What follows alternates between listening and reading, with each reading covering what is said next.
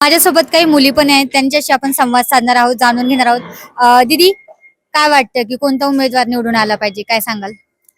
आता उमेदवार जे समाजसेवा करतील, आता जे आमच्यासाठी सोय करतील, आमच्या अडचणी दूर करतील, तोच निवडून आला पाहिजे. साधारण तुम्हाला कोणत्या अडचणींना रोज सामोरे जावं लागतं? आता आम्ही आळंदीला कॉलेजला MIT ला आणि मला सद्गुरुनगर पासून बस पकडायला लागते. तर मग इकडून आळंदीच्या बस नाहीये, डायरेक्ट भोसरीतून आहे.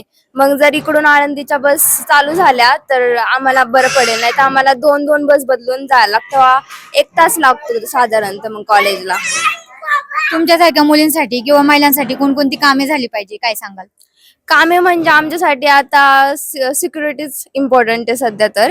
मग साधारणतः आम्ही आता कॉलेजला रात्रीपर्यंत आम्हाला आमचं कॉलेजचं कसं कार्यक्रम असले तर रात्रीच असतं सध्या.